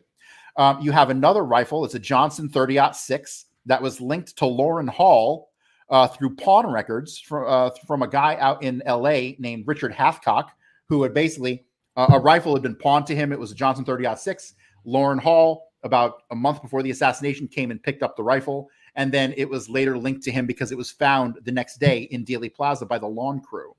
And then you have the subject being arrested in Willis Photo 10. When you look at Willis Photo 10, is clearly a man dressed all in black being arrested directly in front of the book depository. He's got a bunch of cops swarming around him. And in the background, you can see one of the cops, and he's holding, to me, what appears to be a rifle. It's got a long barrel. I haven't been able to identify that rifle either, but to me, that makes rifle number 5 that was confiscated in Dealey Plaza that day. Oh, that's incredible. Some of those cops had the Klan badges on too. Like you pointed that out. It was really a different time. Oh yeah. I mean, Dallas, Texas has there's like a subtext of real violence in that state. I've lived in Texas. It used to be pretty rough. Yeah.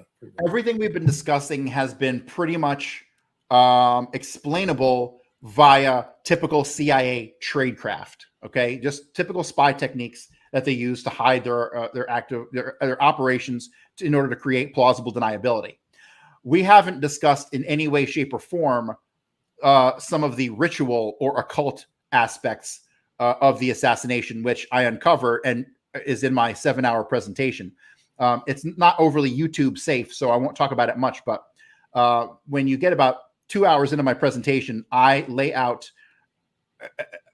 something about the Kennedy assassination that will just blow your mind. And most people won't even believe it when they see it.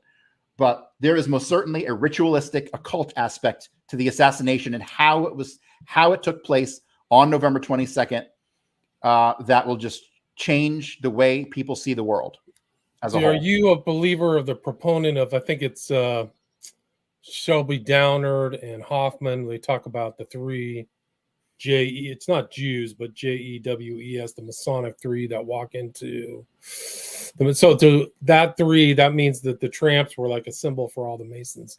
They would have known.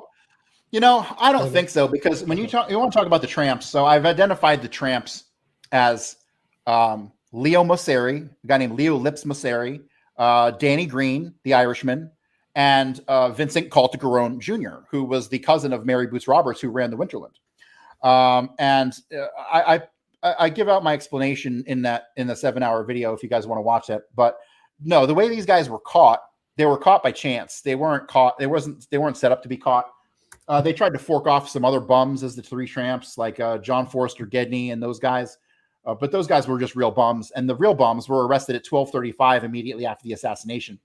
At 1:56, a call goes out over the radio. Lee Bowers, a tower man, he calls the cops and he says that he sees on a train that's just now leaving, he sees 3 men jumping at the 9th boxcar. Okay. So the first set of tramps are pulled out of a boxcar with a sliding door. This time they stop the train. The cops go out there and they pull 3 guys out of a car filled with grain. The train was moving mostly coal and grain. They were laying down on top of a huge pile of grain. And so when the cops came over the top, they were right there and they were busted. So they are picked up at 1:56. In less than an hour, those guys are funneled out the back door, never to be heard from again. So, but Danny Green is a fascinating character. When you study Danny Green, you look into Danny Green's life, the thing that tipped me off to him being one of the tramps. Actually, I'll even show a picture on this one. Let me see if I can find it. Do you want to put that slide up? I can get this. Let's remove that. Yeah, so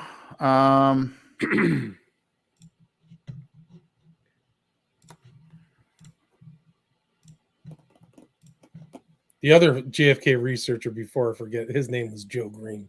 So I forgot to mention him too. So I've done an interview with him. So this is Danny Green. One of the things that tipped me off was he has this really unique curl in the front of his head right there. But the reality is, when you study the life of Danny Green was a sniper trainer in the Marines. Okay. So he enters the Marines like 17 years old. Within a year or two, he's a sniper trainer, which means he's this elite as a sniper. All right. I put him as one of the shooters behind the pergola, but I don't have any information on whether he actually pulled the trigger or not. So Danny Green is a relative nobody. He's an Irishman, but he's working for James Licavoli and Leo Mosseri in Cleveland. And so immediately after the assassination, he has this like meteoric rise to power as the head of the Longshoresmen Union in Cleveland. Now that's a big that's a heavy hitter position, especially when you're dealing with the Cleveland mob. So out of nowhere, Danny Green, who's a sniper trainer, just after the assassination, and nobody's ever heard of this guy until then all of a sudden he becomes the head of the Longshoresmen in Cleveland, and then he has this like meteoric rise to where he eventually goes on to fight the other guys in the Cleveland mob to try to make his own like Irish mob, right? So the only thing that made sense about any of that is if he was involved with Kennedy. And then I find these pictures showing he's got the same exact unique curl right in the front of his head. And clearly that's Danny Green. So the old tramp I determined was Leo Mosseri, who was Danny Green's immediate boss at the time. Okay. And then you have this picture here of Vincent Caltagirone Jr. Vincent Caltagirone Jr. This picture is actually from like 59. It's a couple years before. And this picture on the right has been tampered with. If you look at the eyes, you can see that there's been some shenanigans going on there. But yeah, Vincent Caltagirone Jr. was the short tramp, and Danny Green I have as the tall tramp, and Leo Mosseri as the old tramp. And you're saying Vincent Caltagirone is Raoul. Vincent Caltagirone is Raoul, correct. And the way I was able to put that together is, besides having gone over every single freaking description of Raoul, there was a woman whose name was Glenda Grabo, I believe is her name. And Glenda Grabo, she gets tied up in this thing. She ends up becoming a witness, I don't think for Garrison, but she gave her story, I think, to Weisberg and a couple other people, where she knew Raoul, and she knew him as both Raoul and a guy named Dago. And Dago had made some comments to her that he killed Kennedy and that he killed Martin Luther King too, and that he'd do it again if he had to. And then also, in the same breath, he makes a statement about wanting to make $1 million with Jack Valenti. Now, back in the early 1970s or late 1960s, Jack Valenti, even though he was the head of the Motion Picture Association of America, he wasn't the talk of the town. He wasn't somebody that people discussed, and the way that Dago had said he wanted to make $1 million with Jack Valenti, that to me told me that he knew Jack Valenti, right? And so when you look, once again, revert back to our cast of characters, you have James Earl Ray identifying the short tramp as Raoul. I then identify the short tramp as Vincent Caltagirone Jr. And then I realized Vincent Caltagirone Jr. is the former brother-in-law, an obvious spotter for Jack Valenti, who I put on the grassy knoll. And I believe there is also a chance that Jack Valenti is the actual person who pulled the trigger on Martin Luther King because of the association to Raoul. When you understand these mob guys, they had a spotter or a guy who was with them every time. When you look at like Lenny Patrick and Dave Yaris, these guys were lifelong partners on hits. And Dave Yaris lived in Miami and Lenny Patrick lived in Chicago. But wherever the hit was, the two of them were, because they knew they could trust each other. They had each other's back. I believe that was the relationship between Jack Valenti and Vincent Caltagirone Jr.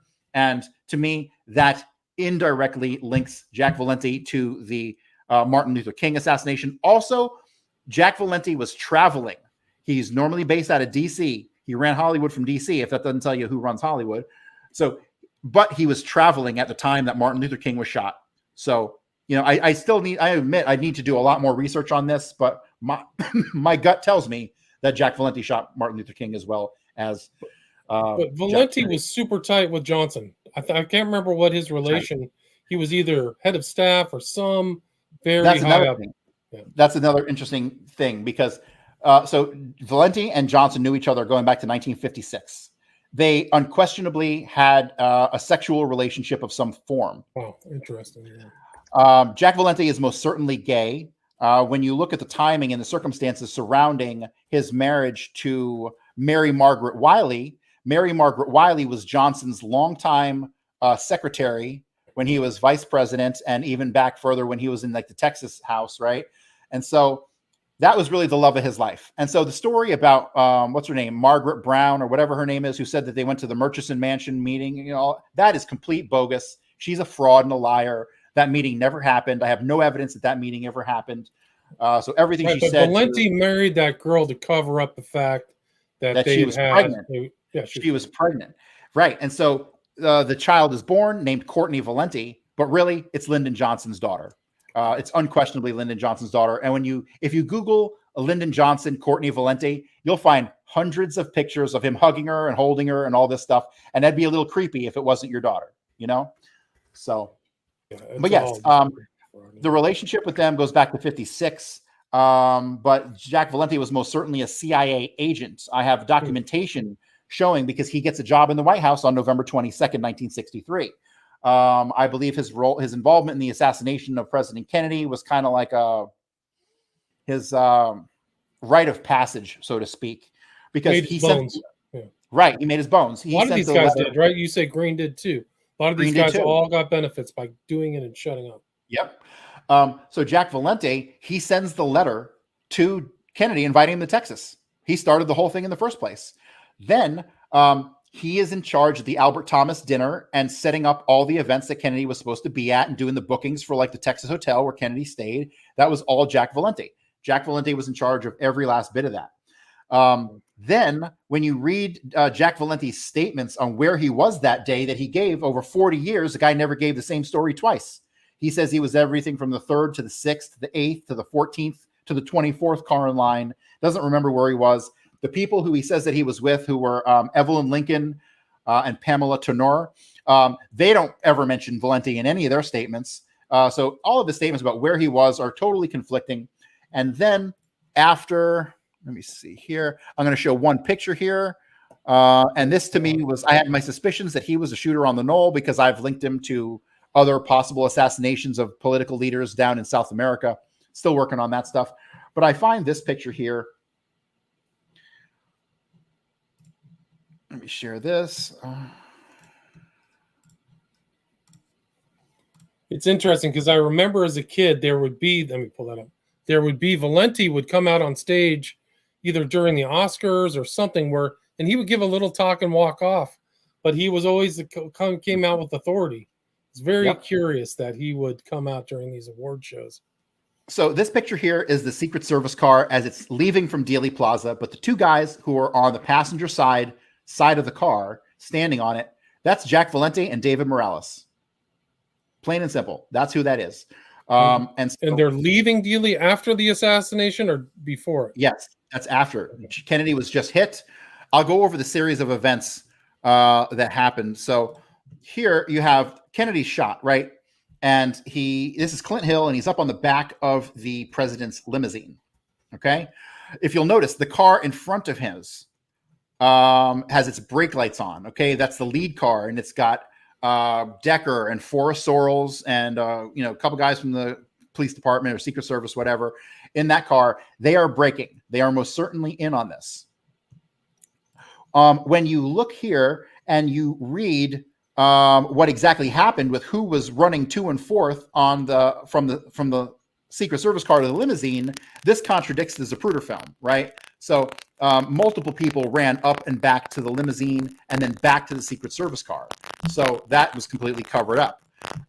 So what you have here is you see now the lead car that was braking is being tasked by the president's limousine, okay? There are photo shenanigans going on here, and I'm still trying to determine what exactly they are, but Clint Hill's position on the car doesn't make any sense whatsoever. So you can see that the president's limousine is leaping around the lead car, all right? That's one pass. But then the very next photograph, which is almost immediately after, you've got the lead car now leaping around the limousine once again, right? So the lead car is jumping, the limousine is jumping the lead car, and then the lead car is now jumping the limousine. And this is like a game of leapfrog that they're playing that also is not in some of the video footage of the limousine speeding away. I think some of the video footage that they used that was recorded the next, like 2 days later, they did a reenactment. I think they put some of that reenactment footage into some of the original footage to cover up things. So when you look closely at this picture, I'll tell you what I see. And if you think I'm crazy, just tell me. So when you zoom in on that picture, what you now have is the person on the left side of the car has a flat top. Okay. And there's only one person there. There should be two people there. Cory, I don't know what's happening, but there's a delay coming through your mic or something like that when you're talking. I don't know if it's going out to the audience, but it's coming through. Is it echoing? Yeah. Can you close that program and then talk? Maybe it's that. I'll say something. Okay. Is that better? No. Like something happened to your mic. I don't know what it is. Just like how's that any better? No. It's like your mic just fried or something like that. Let me log out and I'll log back in. Come back in. Log out. Come back in. I'll bring it back in. Yeah, I'll have to republish or repost all my JFK interviews because I've done a lot. Joe. How's that? Is that better? Better, yeah. Okay. Just got better. Weird. Sorry. No, bring up those pictures again of Valenti, if you can. Yeah. Okay, so here we have one person on each side of the car. Now, if you go back and you look at who is actually supposed to be on the side of the car, you're talking about John D. Jack Reedy, and you're talking about Paul E. Landis. This is them right here, okay? They're two white guys. They're both about the same height, about 5'11". And then if you scan forward, you'll find there's this like floating head that I can't figure out where it's attached to. It's got a flat top and glasses, but this head does not make any sense. Normally, I would think it's somebody hanging on to the president's car, but it's not. I can't understand the physics of why this head is there, but it's a head of a shadow. It looks like a shadow that has a flat top and glasses on, right? So let's go back to this picture here. There were two people on the side of the car. Now there's only one, okay? And this person right here who's holding, this is actually John D. Jack Reedy. He's now in the back seat of the limousine, and he's pulled out the AR-15 that they had stashed in the car, right? So the only people that you're seeing on the outside of the car right now is this one person on the left. That is it. Now, when you look at the president's limousine, it appears to me that there is a man with a black or dark jacket and a black or dark hat standing in the back of the limousine. And I would say that this is not Clint Hill. If you look at the upper edge of the windshield of the limousine on the right side, you will see a head hanging over the side of the car. I believe that is Clint Hill, and he's on top of Jackie at this point. Okay? So you have another person who, to me, appears to be standing in the back seat, and they are holding something that is blocking the windshield of the Secret Service car behind them. If you can see here, this appears to be their arm going out this way, and it appears that they're holding something long in their hands. I concluded this must be a man holding a rifle in the back seat of the president's limo. Can you see that as being anything else? I ask this to everybody, because if I'm crazy, then I'm fucking crazy, but I don't think so. This looks like a man wearing a black jacket and a black hat standing in the back of the president's limo holding a rifle. That's what it looks like to me. There's some kind of thing coming across at a 45-degree angle. Correct. Right here. Something. Yeah. Right. So. But the more important thing is that there's only one person on the left side of the car. This is only one person on the left side of the Secret Service car. One. Okay. But then when we jump to this picture, now you have two people on the side of the Secret Service car, and one of them is Jack Valenti. The other one is David Morales. As soon as I saw this picture, and it was just obvious. I didn't even have to do like any facial compare or nothing. I know both these guys, David Morales and Jack Valenti. And if the flat top and glasses is this guy here, okay, and he was this guy who got the floating head here in Dealey Plaza, then he's not a shooter, right? And that leaves Jack Valenti right there. He's only 5'4". Dave Morales is only 5'9". Two short guys. That is a far stretch from these two who are supposed to be on the Secret Service car. That is not John D. Jack Reedy, and it is not Paul E. Landis. Therefore, I've concluded Jack Valenti was the grassy knoll shooter. What he did was he came over the top of the knoll. Then they did this game of leapfrog to obfuscate what they were doing and to give the limousine an excuse to slow down. As the limousine slowed down, Jack Valenti hops into the back of the limousine, and then they do the leapfrog again, at which time Jack Valenti hops out of the limousine and goes to the side of the Secret Service car, and then they pull off from there, and they go to Parkland. Now, if you'll notice, look in the front seat. There are only two people in the front seat. There is, let me see, what are these guys' names again? Emery Roberts and Samuel Kinney, okay? Emery Roberts is driving. Samuel Kinney is up against the side of the car. But then when you go to the next photograph, there are three people in the front seat. You have Samuel Kinney driving, Emery Roberts up against the far side of the car, and you have Valenti in the middle. Now you have a third person in the front seat of the Secret Service car. That's not on any of the documentation. There's Clint Hill hanging over the side. There's John D. Jack Reedy still in the back seat. And here's Landis now back on the outside of the car with his rounded haircut, right? So Paul E. Landis had his rounded haircut, right? But see, now Landis is back on the outside of the car. Reedy is still in the back seat holding the AR-15. And now you have three people in the front seat. Okay. That is how I concluded Jack Valenti was the grassy knoll shooter, and he did it by coming over the top of the knoll and then everything that I just explained. So let me talk a little bit more about Valenti. When you go into Valenti's background, this is a great memo. This is the proof that he was CIA the whole time. This is December 12th, 1963.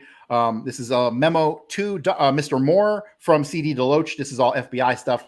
Walter Jenkins called me from the White House at 12:40 p.m. today. He mentioned that the president planned to move several people in federal agencies over on the White House payroll.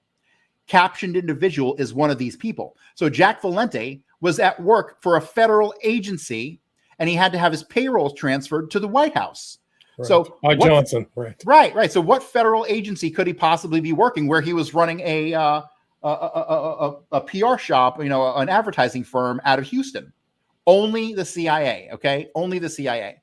Then when you dig further into him, you find that he's definitely connected to two mob families. He was born into the DeGeorge family, and he was born into the Valenti family. Valenti family is connected to Frank Valenti and the Valentis in Tampa.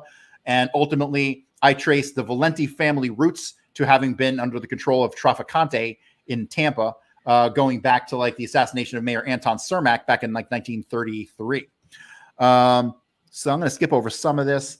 When you look at when Jack Valenti got his security clearance, he never had a security clearance when he worked in the White House, but as soon as he left and went to the MPAA, he got a lifetime clearance, right? They never terminated his clearance at all.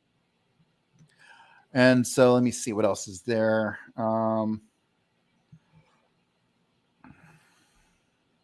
This is just more information that shows that he allegedly, from 66 to 69, besides being the head of the MPAA, he was made like press secretary, okay? But he never worked any days. Like, he never did the job. That's super suspicious. Super suspicious. Yeah, so he's getting paid, not showing up to work. Correct. That sounds like a classic mob thing, too.